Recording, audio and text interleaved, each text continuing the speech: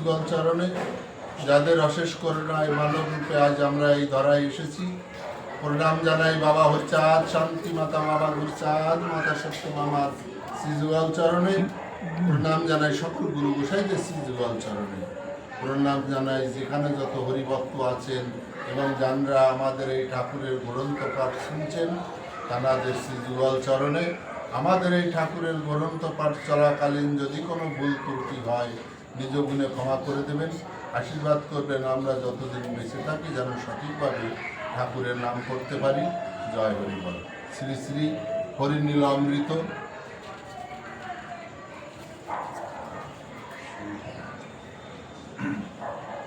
কুচক্রীগণের পরামর্শে দশরথের বাড়ি নায়েবের অত্যাচার।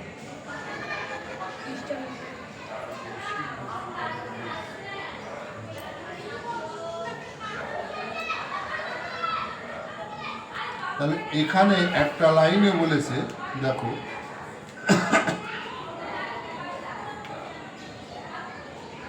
কিমত এ গ্রামে আনিয়াছে দশরথ, গ্রাম্য লোক নষ্ট হবে থাকিলে এ মত। মেয়ে পুরুষেতে বসি এক পাতে খায়, মেয়েদের এতে খায় পদদুলা লয়। পুরুষ ঢলিয়া পড়ে মেয়েদের পায়, মেয়েরা ঢলিয়া পড়ে পুরুষের গায়ে। দিবানিশি হরিনাম পেয়েছে কি মধু, রাত্রে ঘুম পড়া নাই এ কেমন সাধু। ওরাকান্দি হতে হরি ঠাকুরে আনে, সে ঠাকুর যেন কি মোহিনী মন্ত্র দেয়।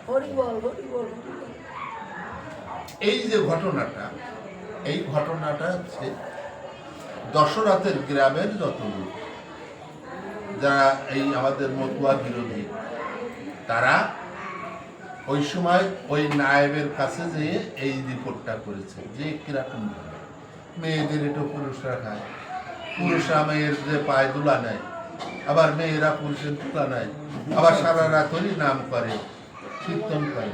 এ কিরম ধর্ম? মনে হয় ওই যে ঠাকুরের ওড়াকান্তিতে আনিছে হরি ঠাকুর, ও কোনো মোহিনী মন্ত্র না, ওই জন্য এত লোক এদের সঙ্গে। এই কথা চৈতন্যবালা হীরামনের কাকা ঠাকুরকে বলেছিল যে তোমাদের ঠাকুর কোনো মোহিনী মন্ত্র জানে না, হলে আমার বলা কথা আমি বলতে পারি না। আমার বলা কথা যখন ঠাকুরকে বলতে যাই ক্রোধ করে, কিন্তু আবার সে ক্রোধ হয়। তাহলে ঠাকুর মোহিনী মন্ত্র। ঠাকুর সেই কথার উত্তরে বলেছিল, ও চৈতন্যবালা, তোমার তো মুখের ভাষা কর্কশ, তুমি কাজ করো সব আকাশ, মোহিনী মন্ত্র তো তুমি জানো না, হলে এই গ্রামের লোক তোমার কথা শোনে কি? মোহিনী মন্ত্র আমি জানি, জানো তো তুমি। রামাগণ অনেক বসেছে গৃহবারা, মাঝে মাঝে উলুধ্বনি দিতেছে তাহারা, কেহ বা প্রভু রঙ্গে দিতেছে বাতাস, ঠাকুরের ঠাই বসি পরম উল্লাস। নাম গানে যবে বন্যা বয়ে যায়, রামাগণে বামাসরে উলুধ্বনি দেয়। উলুধ্বনি মঙ্গলধ্বনি, এই উলুধ্বনির এক নাম হচ্ছে মঙ্গলধ্বনি। এই মঙ্গলধ্বনি যেখানে দেওয়া হয় সেখানে অমঙ্গল যদি কিছু থাকে সেটা দূর হয়ে যায়, ওই জন্যই উলুধ্বনি দিতে হয়, মঙ্গলধ্বনি দিতে হয়। গৃহে বসি আছে রামাগণ সারি সারি, প্রভু পার্শ্বে কাঁদিতেছে মালো মালা ভর্তি। কোন নারী ঠাকুরের চরণ, কোন নারী ঠাকুরের চরণে লুটায়, কোন নারী পদ ধরি গড়া গড়ি যায়। কোন নারী কেঁদেছে হা হা করি হরি জগন্নাথ, শ্রীপদ দুয়াই কহ করি ও শ্রুপাত। এই যে ঠাকুর দশরথের ঘরে বসে রয়েছে, সেখানে যে ভক্তগণ আছে তারা ঠাকুরকে কিভাবে শ্রদ্ধা ভক্তি করছে তার একটা বিবরণ এখানে। হেন কাল গ্রামীরা নায়েব লয়ে যায়, বাড়ির উপরে নিয়া তাহাকে বসায়। দুই ভাগ করিয়া আসনে লোক বসে, সৈকি পাতি সমাদরে বসায় না এবে। এখন ওই হরি সবাই যত লোক ছিল সেই সব লোক এক পাশে, আর ওই নায়েব আর ওই কুচুকরি লোকগুলো যে স্থানে হইতেছে ঠাকুরকে দেখা যায়, এমন স্থানে তিনি নায়েবে বসে। রামাগণ ভাজ্য জ্ঞান হারা সবে ঘরে ঘরে, নায়েব বসিয়া সেই ভাব দৃষ্টি করে। এদিকে যে ভক্তগণ তারা সবাই ভাবে মত, কেউ গড়াগড়ি যায়, কেউ কারো দুটো দিয়ে অস্ত্র করে, অজ্ঞান হইয়া কেহ প্রেমে কত হানাদ বলিয়া কেহ শিরে ধর। চতুর্দিকে নারী মালা মালাবতী বামে, মৃত্যু শহরে বলে হরি মত্ত হইয়ে। এখন কথা হরি নামে লোক আসে কেন? এই হরি নাম করতে আসে এই কারণে যে আমার পাপ তাপ সব দূরে যাবে, তাই না? এখন এই হরি নামে পাপ দূর করতে এসে আমি যদি আরো পাপ বাড়াই, তাহলে আমার কি?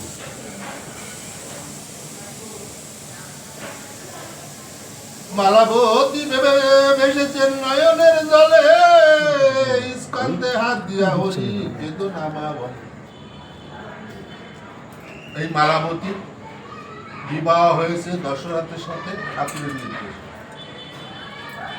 এখন এই ঠাকুরকে দশরথের বাড়ি এনে অপমান করছে বলে গ্রামীরা মালাবতী দু চোখের জল ছেড়ে দিয়েছে, ঠিক আছে? তাই ঠাকুর মালাবতীর কাঁধে হাত দিয়ে বলছে শান্ত হও না, ঠিক আছে? তাই বলছি মালাবতী ভেসেছেন নয়নের জলে, স্কন্ধে হাত দিয়া হরি বেদনা মাগো।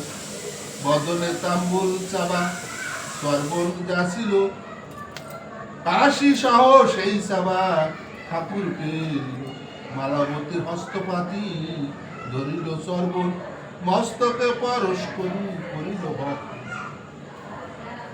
ঠাকুর যখন ঠাকুরের মুখে পাচ্ছে, ঠাকুর যখন কথা বলতে গেছে, ওই কথার তালে ওই মুখের পানের চাপা সব ধরে গেছে। তখন মালাবতী দুহাতে ধরে মাথায় শোয়াইয়ে ই করেছে। আর তোমরা তো গুরুর দোষ খুঁজে বেড়াও, গুরুর মুখে তর্ক করো। হ্যাঁ, আমি তো তোমাদের বাবা না, তোমার জন্মদাতা বাবা না, যে যখন তুমি যা খুশি আমাকে আমার কথা তো স্বীকার করবে। সেদিন এই তুষারের বাড়ি কীর্তনে গেছি, কতগুলো লোকের মধ্যে আমার গোসাই আমাকে কত অপমান করলো মিথ্যাভাবে। আমি একটু শব্দ করতে পারলাম না, মুখ চুপ করে ওখান থেকে বেরিয়ে আসলাম। অপরাধ আমার ওই শরীর।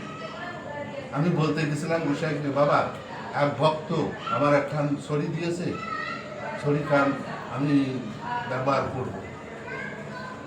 উনি সমস্ত কথা না শুনে তার আগে উনি বলে বসলেন, কোথাকার ভক্ত, কে ভক্ত, কার এত সাহস আছে তোমাকে ছড়ি দিয়েছে? শুনেছি তুমি এখন ছড়ি নিয়ে হাতে দিয়ে গুড় করে বেড়াও, ওয়াতে কোনো কাজ হইবে না। অত লোকের মধ্যে যদি মনে কথা বলে তখন আমার মাথা থাকে কোথায়? ওই আমি তো একটু প্রতিবাদ করতে পারলাম না। ও বাবা তুমি বাবুকে সম্পূর্ণ জেনে নাও, তাই ধরে আমার বল। ওই আমি তো তার মুখের পরে একটা কথা বলতে পারলাম না। তোমরা তো গুরুর বিচার করে শিখে। আরে মালাবতী ঠাকুর পান খেয়ে ফেলে দিচ্ছে, সেই সাবা ধরে নিয়ে নমস্কার করেছে।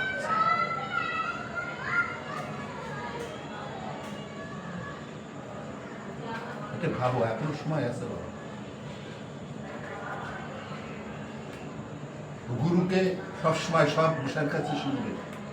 যে গুরুকে যারা মনুষ্য রূপে দেখে তারা কিন্তু নরকেও জায়গা হবে না।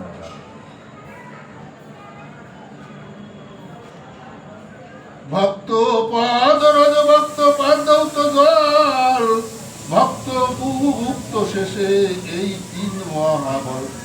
তাহলে এখানে বলছে ভক্ত পদরজ, ভক্ত পাদৌত জল। পদরজ মানে ভক্ত, পদরজ মানে ভক্তর পায়ের ধুলি, পদ রজ ধুলি, আর পাদ ধৌত জল। আর কি বলেছে? ভক্ত ভুক্ত শেষে এই তিন মহাবল। এর মতো বল আর এই তিন জগতের নেই। এইগুলো যদি কেউ মানতে পারে, ঠিক আছে। জয় হরি বল। আজকে গান বাজনা করা পর্যন্ত থাক। হরি বল।